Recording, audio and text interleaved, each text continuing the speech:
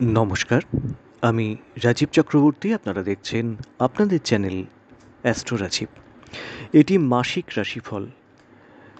বাংলা নববর্ষের পর আবার মাসিক রাশিফল দেয়া শুরু করলাম। যারা বার্ষিক রাশিফল দেখে নিতে চান তারা ভিডিও সেকশনে গিয়ে নিশ্চয়ই দেখে নিতে পারেন। সেখানে নতুন বছর, নতুন বাংলা বছর 1431 কেমন যেতে পারে সে সম্পর্কে আলোচনা আছে।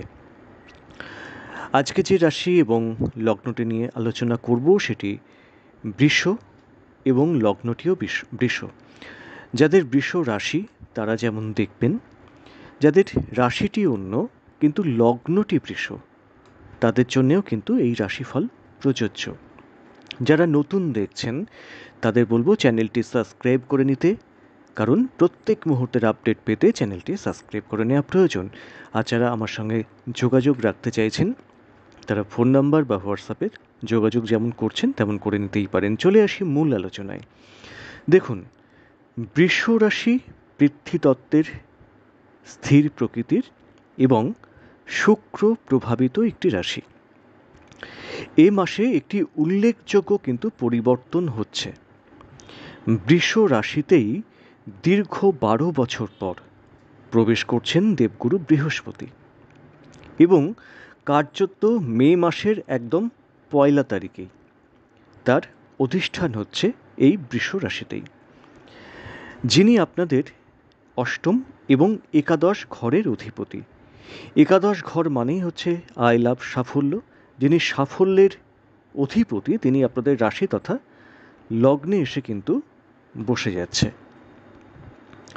আপনাদের 12তম ঘরে রবি এবং শুক্রের সহাবস্থান থাকছে, একাদশে থাকছে রাহু মঙ্গল এবং নিজস্থ বুধ।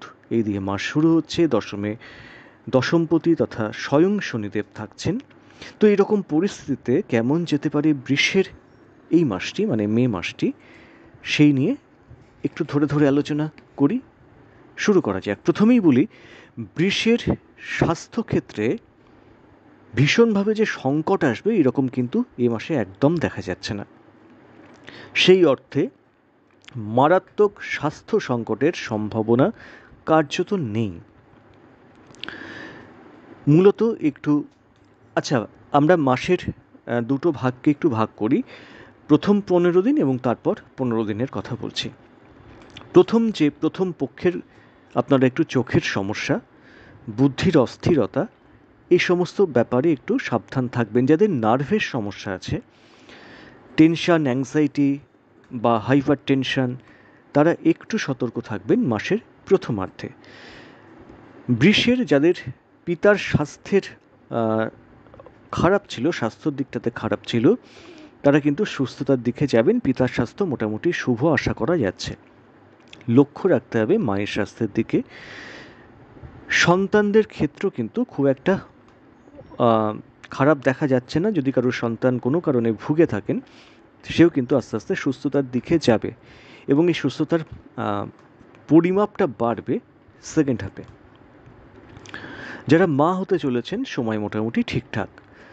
বৃষের যেখানে সমস্যা হবে সেটি হচ্ছে ক্যাশ ইন হ্যান্ড, মানে লিকুইড ক্যাশের কিন্তু একটা টান পড়া। ব্যয়স্থানে অর্থাৎ আপনাদের দ্বাদশ ঘরে রবি এবং শুক্র কোথাও একটা দারিদ্র যোগ সেটা কিন্তু তৈরি করছে। ফলত এবং একাদশে থাকছেন আপনাদের ধনপতি নিচস্থ হয়ে বুধ, রাহুযুক্ত, এবং সেখানে থাকছে আপনাদের ব্যয়ের অধিপতি মঙ্গল। ফলত যেটা হচ্ছে একটা ক্রাইসিস সেটা কিন্তু তৈরি হচ্ছে। এবং দেখুন, যাদের একটা নিয়মিত ইনকাম আছে তাদের আবার কিসের ক্রাইসিস? তো সেখানে বলবো যে টাকাটা নিজের কাছে না রেখে যদি গুরুজনের কাছে বা তাদের হাত দিয়ে খরচ করা যায়, বা কোনো সম্পদে যদি আপনারা বিনিয়োগ করেন, বা ধরুন সরকারি ক্ষেত্রে ফিক্সড করে রাখলেন যাতে চট করে হয়তো সেখানে হাত দিতে পারলেন না, এরকম ক্ষেত্রে আপনারা টাকা বিনিয়োগ করতে পারেন। বিনিয়োগ স্থানটি কিন্তু মন্দ নয়। চাকরি ক্ষেত্র মোটামুটি স্টেবল দেখাচ্ছে। অনেক বৃষের এই সময়টা অস্থায়ী কর্ম স্থায়ী হওয়ার একটা সূচনা কিন্তু তৈরি হচ্ছে বা সেই সুযোগ তৈরি হচ্ছে।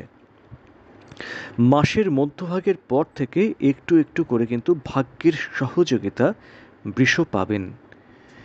ব্যবসায় ধীর অথচ স্থির উন্নতি দেখা যাচ্ছে। একদিনে প্রচুর কিছু হয়ে যাবে এই আশা ডেফিনেটলি করবেন না। সারা মাস ধরেই মোটামুটি একটা কিন্তু স্টেবল ইনকাম, সেই রাস্তাটা কিন্তু খুলে যাচ্ছে বা খুলে যাবে, এবং কিছুটা গতি আসবে এই সেকেন্ড যে পার্টটা পড়ছে 15 তারিখের পর, সেই সময় থেকে একটু একটু করে কিন্তু দেখবেন গতিটা বাড়ছে। তবে একটা জিনিস, ধার দেবেন না এবং প্রচুর আশা করে কোনো বিনিয়োগ করে ফেলবেন না। তবে নতুন কোনো ভেঞ্চার সেটা কিন্তু শুরু করা যায়, বলবো সেটা সেকেন্ড হাফে, মাসের দ্বিতীয়ার্ধে করুন। পার্টনারশিপ যারা ব্যবসা করেন তাদের বলবো ব্যবসায় কিন্তু এই মাসটা নিজে একটু নজর রাখুন। যারা স্বনিযুক্ত, যথেষ্ট ডিপ্রেসড, অনেকের কিন্তু স্বনিযুক্ত যারা পেশায় জড়িত, ঠিকঠাক হয়তো চলছিল না, সময়টা যেন কোথাও একটা পাথর চাপা দেয়া ভাবছিল, সেই পাথর সরবে।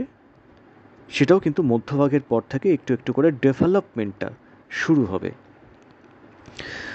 ঘেঁটে ঘ হয়ে রয়েছে কিন্তু দাম্পত্য ক্ষেত্র। মাথা গরম করা, ভুল সিদ্ধান্ত, উগ্র কথন, সম্পর্কের অবনতি ঘটাবে অনেক বৃষ রাশি এবং বৃষ লগ্নের জাতকদের। এবার বলবেন প্রত্যেক বৃষর কি দাম্পত্য ক্ষেত্রে অশান্তি হবে? দেখুন, যাদের ব্যক্তিগত জন্ম ছকে শুভ দশা বা শুভ অন্তর্দশা চলছে তাদের এই ঝাপটাটা অনেক কম আসবে, কিন্তু যাদের সেটা চলছে না তাদের জীবনে কিন্তু ঝাপটাটা অনেক বেশি আসবে। কিন্তু কম বেশি হলেও 19-20 হলেও কিন্তু কিছুটা ঝাপটা অতি অবশ্যই আসার সম্ভাবনা থাকছে। এই যে ঝাপটা আসবে তার থেকে কি বিচ্ছিন্নতা আসবে? না, বিচ্ছিন্নতা আসার সম্ভাবনা কিন্তু থাকছে না। প্রেমজ বিয়ের সম্ভাবনা থাকছে, কিন্তু কিছু কিছু ক্ষেত্রে হঠকারিতা বা অবিবেচকের মতো আচরণ প্রেমে জটিলতা আনবে মাসের প্রথম দিকে।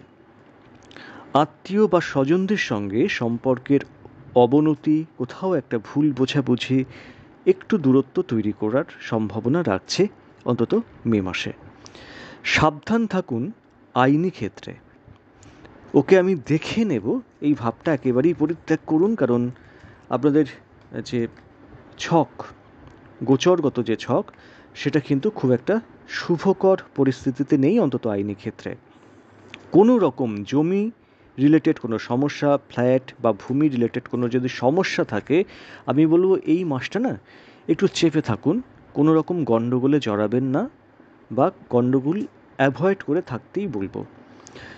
শুভ সময় আসছে উচ্চশিক্ষার ক্ষেত্রে। এই সময় আপনারা ভালো শিক্ষক পাবেন, শিক্ষকের সহযোগিতা পাবেন। যারা নিম্নবিদ্যার সঙ্গে জড়িত তাদের ক্ষেত্রটাও কিন্তু নেহাত মন্দ নয়, তবে উচ্চবিদ্যায় অধিক শুভ ফল আশা করা যাচ্ছে।